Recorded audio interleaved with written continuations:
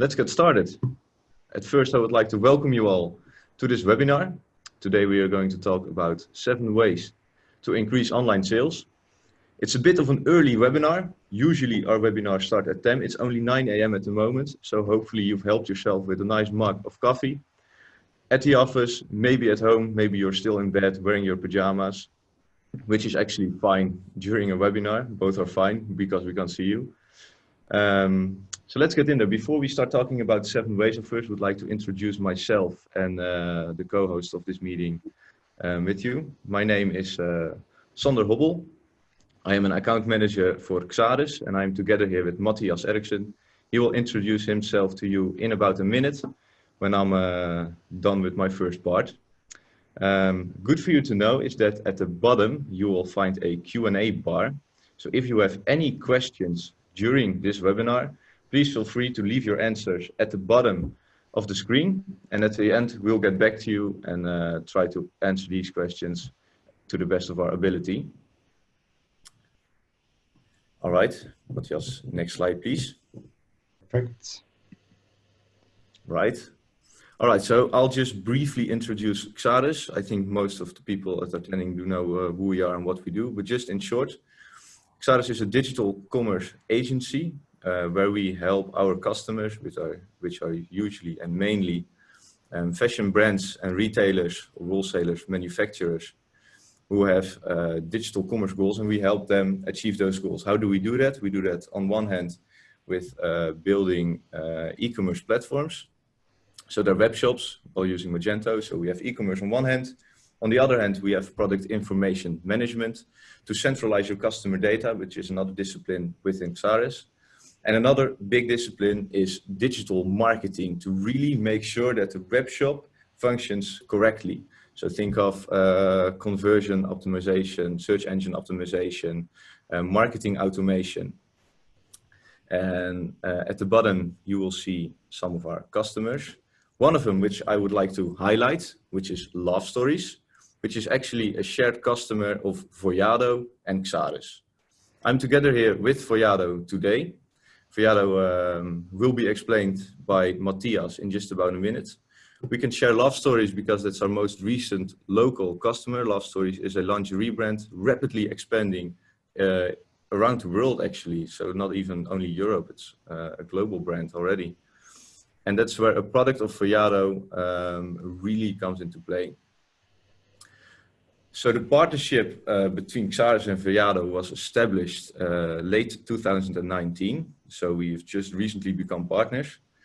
Why? We saw a gap within the digital marketing disciplines, which Voyado fills in uniquely. Voyado has a unique set of different disciplines that come into play when talking about marketing automation and centralizing customer data. But Matthias, I don't want to talk too much about your expertise, so please tell us a little bit more about who you are and about Voyado.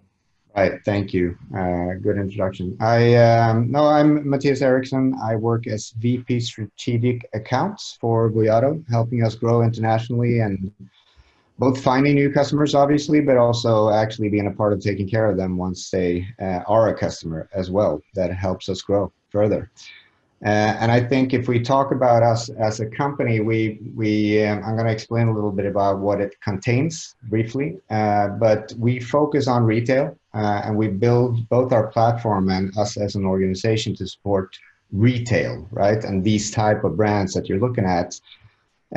So we've become very crisp when it comes to, box functionality that gives you marketeers, e-commerce people and CRM people to be able to execute on strategies quickly without including IT. And I think the quote down there kind of encapsulates what we are about from one of our customers, where they said we wanted a system where we can discuss our customer strategy in the morning and be able to execute on it in the afternoon without any obstacles, which obviously means that, as a marketing team, you want to be able to whiteboard and then execute right away. That's exactly what we are about. And if you take us, on one slide, basically, because I think it's important as we go into those 7 tips and the use case that's going to explain that, to understand what is it behind that's actually driving it.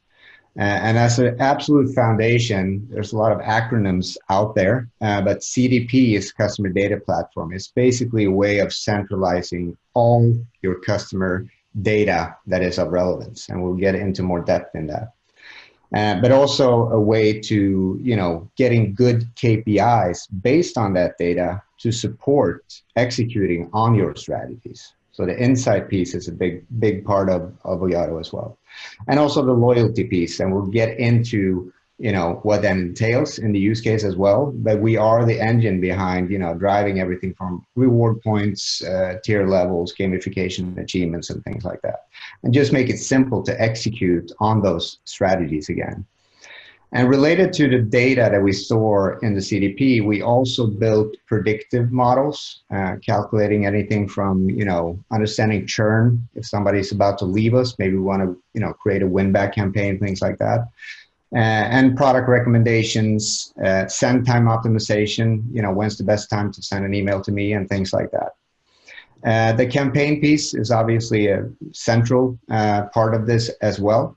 A way to communicate out towards both through email, where we are basically a MailChimp built in, and SMS, app push social connect. We'll get into that in the use case as well, so you get that in context, but also communicating to POS and the brick and mortar. So we do tie that whole world together, how your customers act in both online and offline world, even if today's use case is very focused on, the online world.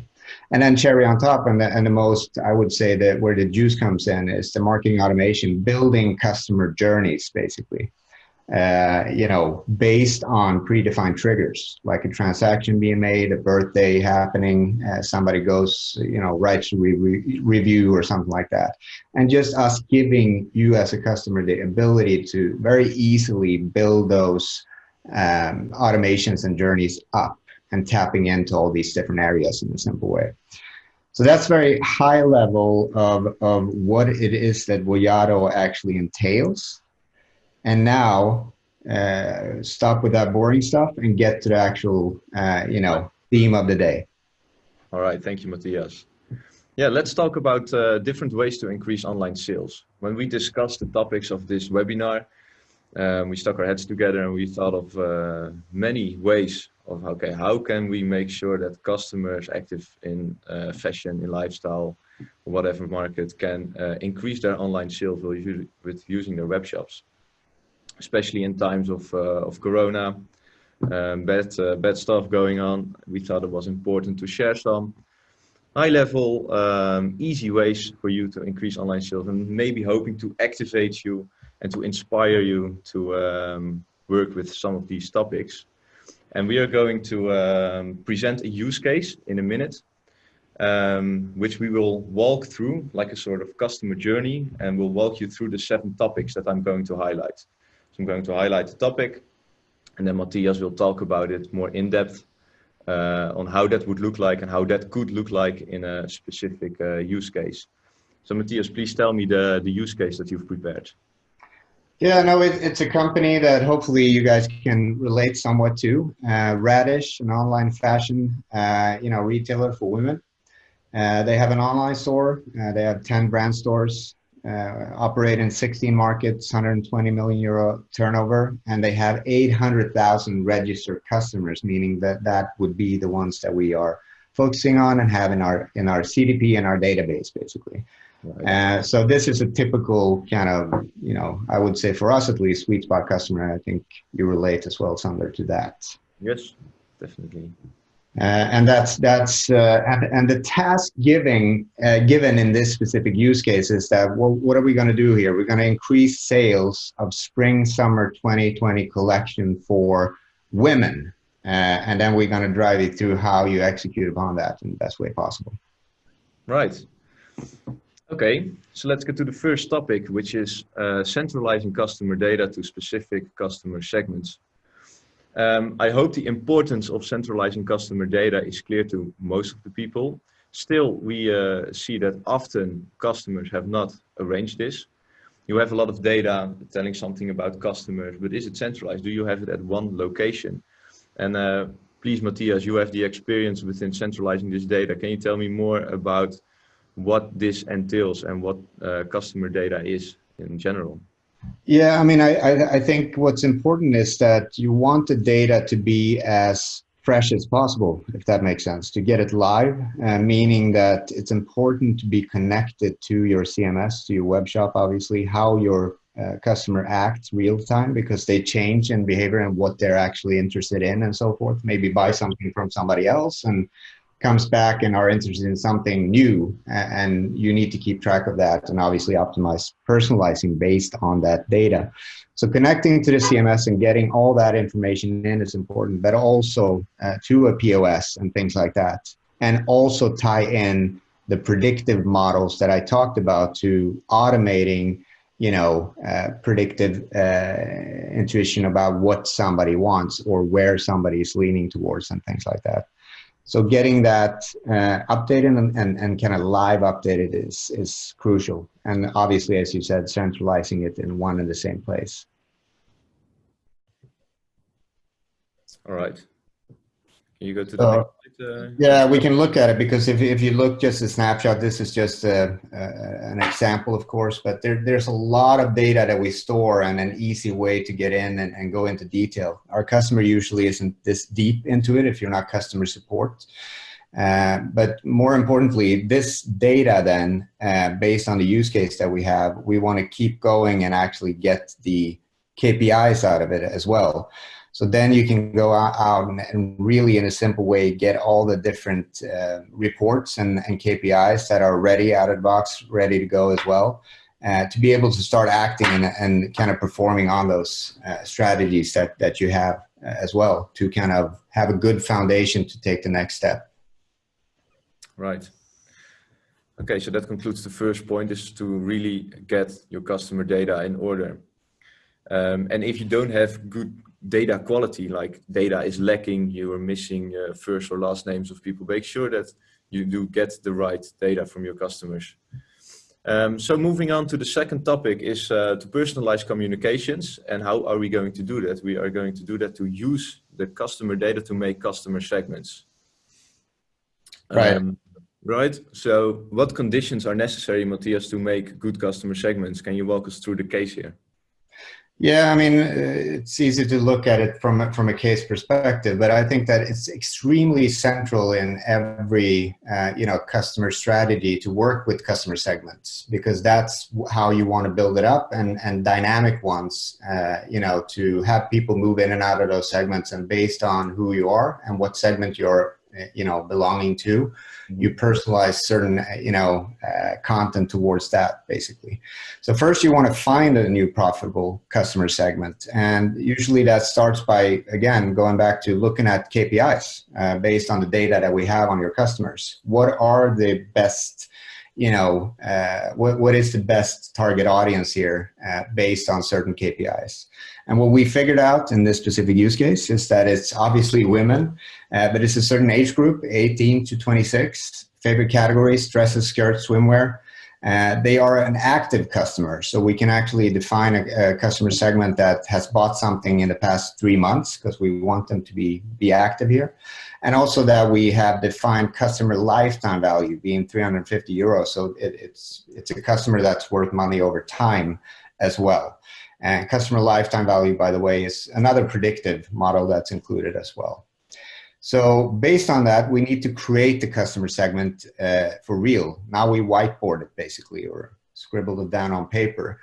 Now you go in and, in a very easy way, create customer lifetime greater than 350, age, gender, that they purchased something in the last 2 months, in this case, should be 3, has a specific product of interest, which is swimwear, right? And then you state it down, basically, and name it. And then you have a dynamic segment, basically. So now, as you can understand, people that are a certain age, that they bought something in the last 3 months, and are female, obviously, will end up in this segment. Right. So the best scenario, of course, is to having a dynamic segment. But it all starts with writing down your targeted segment just on a piece of paper. Like, who do you want to target? And it can be as easy as writing down gender, age, and products bought. Right. It doesn't need to be all that complex. And you're right, and you should keep it simple. That's a bonus suggestion as well, of course. But the flexibility is there to become very, very detailed on looking at, you know, people that are likely to churn in a certain region, that are, you know, you can dig deep as far as you want to go with the segments if you want to, if that makes sense. But yeah, simplicity is always good. Perfect. All right. Third topic is about generating more leads through social connect. Of course, it's important, and you all understand it, that it's awesome to have as many people going to your web shop or being familiar with your brand as possible. Now, how can you do that? There's a way you can make lookalike audiences through the Facebook ads campaign module. How it works is you actually upload a certain target audience, and Facebook itself creates lookalikes. So that would be a basic way to create people that may also like the product or the brand that you're trying to push into the market. Right. Let's make this visual, Matthias. Show us how you work this out visually. Yeah, it goes back to the previous piece where, you know, you use those segments, dynamic segments that you build up. If you think about it, that being to the left, you built that up in Voyado, and then use our connection to Facebook, Instagram, and also coming, you know, Google as well. And find, like you said, some of the twins or lookalikes, you know, growing, expanding that portfolio of potential customers that actually are very similar to the segment built in Voyado. So that's an act of lead generation, obviously finding more. The good part is when we go out and pushing it, the sync that we built also can exclude the people that we already, or you already have in a database, so you don't spend a lot of money on the ones that are already there and loyal, hopefully. So you can actually exclude those as well automatically. But that means then you will actually use those and build. Now we're going to drive traffic to the Radish website. So obviously you push out through syncing that to the right type of profile, potential customers. And now we find in this case, a lady that got exposed to this ad in Instagram in her flow. We get her to click it. We drive it to the website. So now we have her in here, obviously. We don't know that much about her yet, so we can't really personalize things here yet, but because it's the first time she's here. But she's obviously interested in this dress, so she keeps going. She looks around and she actually adds to a cart. And in this case, we're lucky enough that she makes a purchase, right?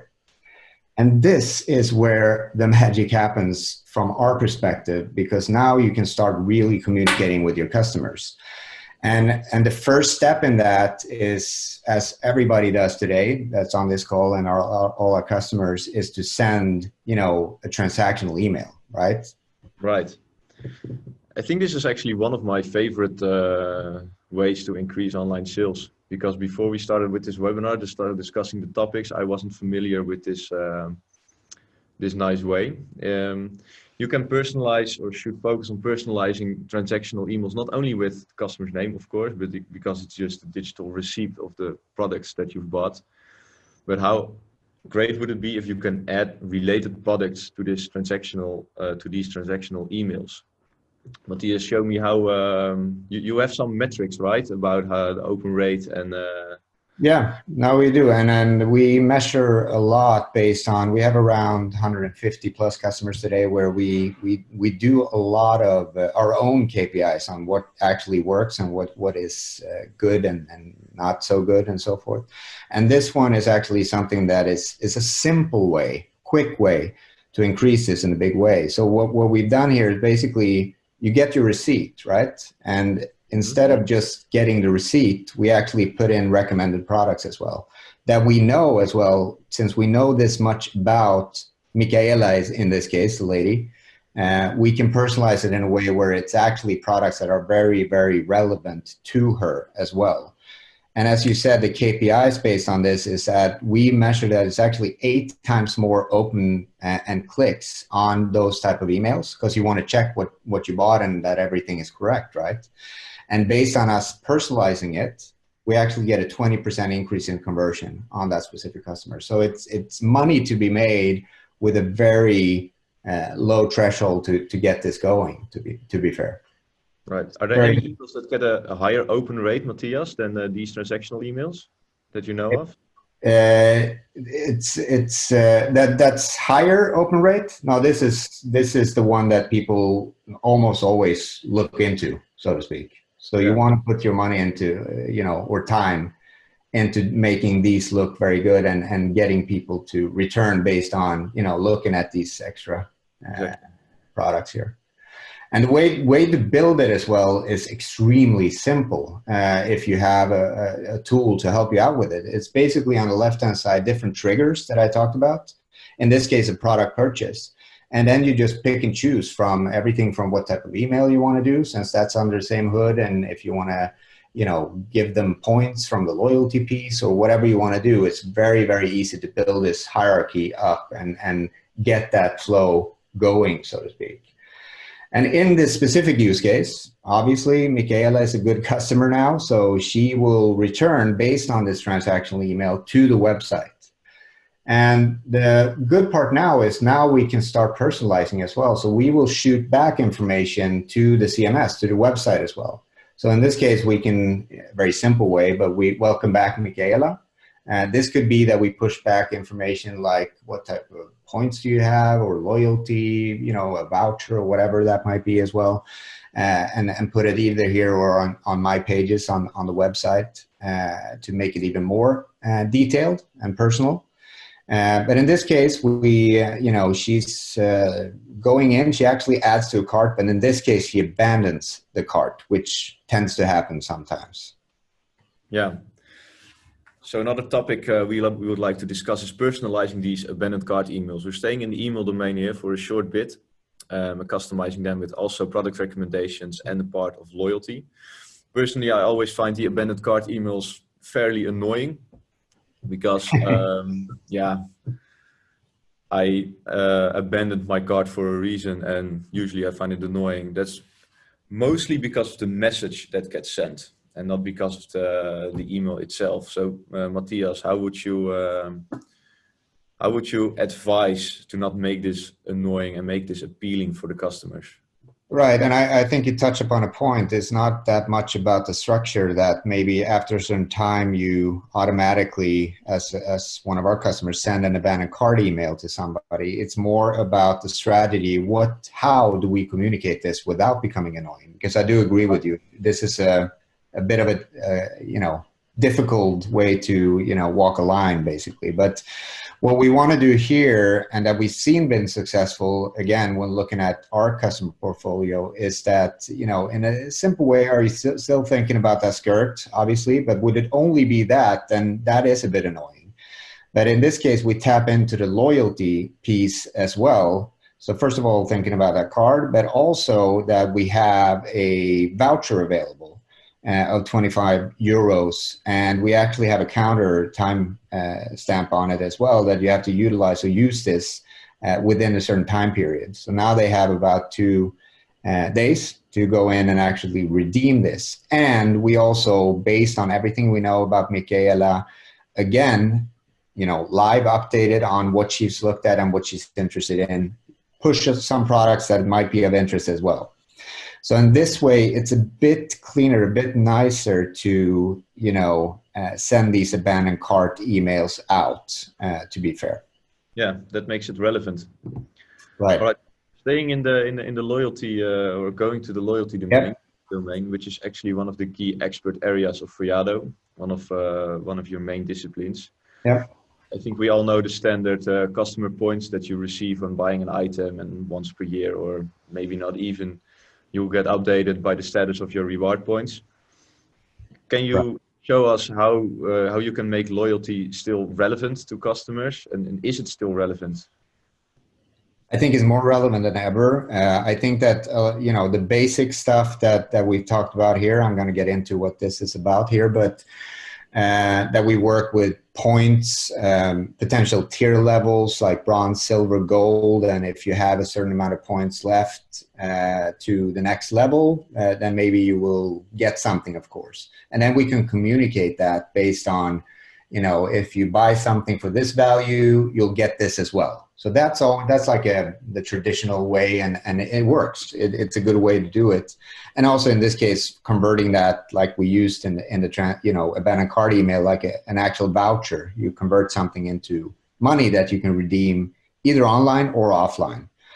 But what we've seen also, especially for brands that have been very successful, is that you work with achievements and things like that, even gamification, where an achievement can be to, talk good about the brand, like write a good review or rate something or recruit somebody to us. And then based on that behavior, be rewarded with some type of loyalty. And that can be different things, obviously, but one thing can be a voucher or money, right? But in this case, yeah, anything you wanted to add there, Sander? No, I'm good. Yeah. In this case, we got this individual to not be too annoyed with the abandoned cart email. So we actually got her to click back based on her wanting to utilize that 25 euro voucher in time, right? So again, we got her to buy something. So she buys the beach bag, leaves the online store with a big smile on her face. And then we've seen that a lot of, at least high-end brands and things like that, they are sending communication to keep that, communication going and the connection with the customer, not only pushing products every time. In this case, just sending a nice email about, how do you take care of this bag? And maybe, some tips on trips that you want to take and bring the bag to and stuff like that. Not in these times, but usually. Yeah. So just keeping that conversation going and automating that flow as well. And it's more tied to your strategy. How do you want to work with your customers? And we just make it simple for you guys to execute on it. Right. We also have, tying it into how we started this journey with one of the points where we synced it to social connect. So it's real-time synchronization like we talked about with the segmentation, finding leads. But we also automatically, since we keep track of the transactions, we will know that Michaela got exposed to these two different ads, but she bought the dress, right? So we automatically want to remove that ad now, because that will cost our customers money, of course, or Radish in this case. And it will also get Michaela annoyed getting pushed the same message with a product that you just bought, right? So that's an important piece and just simplifies the world and saves money as well. Right. That looks really good. Okay, and our final point is maybe an open door, but what is a webinar without at least some open doors? But the importance of creating a process of analyzing the results of your automations and campaigns. I think everybody knows how important that is. Just keep it simple. Try to, at the end of a campaign, sit together and analyze the results. And Matthias, I think you can tell us something about which KPIs are most important when analyzing these results. Yes, and analyzing it like every time.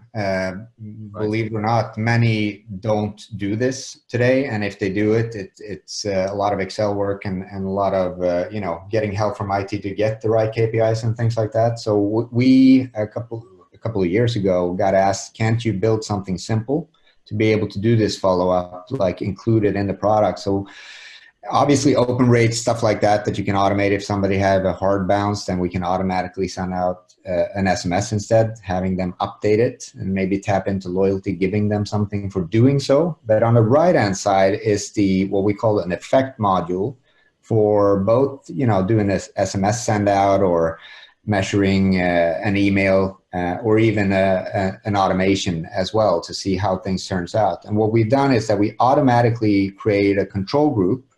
And a control group is, first of all, big enough to be statistically correct, but it's also defined exactly the same type of dynamic segmentation, customer segment, that we did this send out to, but obviously not receiving this send out. So that way we can compare the two with the ones that got it, with the ones that didn't get it, and start looking at conversion rates, average receipts, and basic revenue increase, right? And you can look both online and offline or both after certain time intervals. A very simple way to send it out. After a certain time, you sit around the table and discuss how did this email or SMS or campaign do compared to last week's, and what do we need to do to tweak it, because we see that this works, this doesn't, right? So, and you can look at click reports, opening reports, and appearance, and things like that as well. But it's a simple way and a quick win to start, you know, really, really looking into what works and what doesn't. Right. But don't stop there. We usually say, Sander, I think, right? Right. We have one bonus for you. When thinking of the 7 ways, we actually had way more ways to increase online sales, and we had to get one more in there because this also fits the customer journey that we've explained perfectly, is to keep the conversation going. And Matthias just highlighted it a couple minutes ago about sending out emails to inform the customers about the products that they've bought. Keeping the conversation going to improve customer retention or improve customer value isn't something new, but the way how you target your segments and messages can be made unique. So in the case of Michaela buying the dress, Matthias, how would you, okay, I know you've made a timeline view. Can you show us how that would look? Yeah, I mean, it's this is again going back to what type of strategy and what are you, who are your customers and what resonates with them and so forth. But as an example, you know, just make it as simple to automating, keeping in contact in a nice way with Michaela in this case. And after 2 months, potentially give your dress new life with these summer accessories. And then we have very updated on what these accessories that she likes is. So it's easy to automate that out and present those in a nice way. 5 months later, we're, you know, down and it's actually fall season now. So buckle up for the coziest season of the year. Our newest autumn apparel will keep you warm and so forth. And obviously, again, looking into what relates and what resonates with Michaela. And then after 8 months, where it's Christmas time, so holidays here. So why not celebrate getting yourself a gift and maybe attaching loyalty to that, you know, gamification maybe. You have a calendar, open, you know, number 1 or 2 or 3 and having some different offers within that as well. To make it, you know, a little fun and exciting and keeping customers engaged and having your brand on top of mind at all times. Right. So I think the key takeaway is that the strategy and the process is the most important aspect. In our opinion, tools are always subordinate, and the basis of it all is the strategy. And you can even work out a strategy where you want to retarget your segments or send them an email by just pinpointing a date in your agenda. You can make a segment, okay, this group of customers has bought a product from category A in this season, and I want to send them an email then and then. You actually wouldn't need anything for that. Of course, if there is a tool that would help you out, Voyado is a perfect way of doing that. But it's the basis is always the strategy and the process. Right, 100%. So let's give a quick summary of the 7 ways plus the bonus ways to improve online sales. We've started off with centralizing the customer data, which we are going to use to make customer segments and even create more leads by using social media and lookalike audiences to gain leads to your web shop. Personalizing emails and abandoned cart emails, and using loyalty as a strategy pillar in your marketing campaigns. And at the end, of course, analyzing the data and keeping the convo going with the audience, with your customer. Matthias, I think what would work perfectly is, can you tell us the slogan of Voyado? I think that's very catchy. Making, well, what is it? Making brands you took me by surprise here. Making brands easy to love. Yeah. I got it. I think that's a very strong message that you're saying. If you remember it next time. Yeah, I just need to remember it, and then it's really good. That's fine. But I think that's a summary of what we're trying to do here, and hopefully we've inspired you to do some of that. Right. And just to add to what Sander said in the beginning, if you wrote down some questions and things like that, we're actually going to summarize that up, and we're going to give you all a send out with the answers to your questions as well, and maybe some extra ones in a Q&A that we'll include in this kind of presentation that you'll get access to as well. Yeah, because I see that we're already a little bit over our time. Right. But I would like to add, if there is any subject that you would like to discuss with us, if there were any topics that you were intrigued by, please feel free to reach out to any one of us. The way we work with our customers is that we also sit down and talk about strategy and how we can implement that with working with either Voyado or with Xaris. Xaris is a Voyado partner, and we implement the products, and together we think of strategies and ways of making the automations work uniquely for each customer. So feel free to reach out. I would like to thank you all for attending. Matthias, thank you for your wonderful insights. Thank you so much for having me. Perfect. And we'll see you in the next webinar, hopefully. Have a good one. Thank you.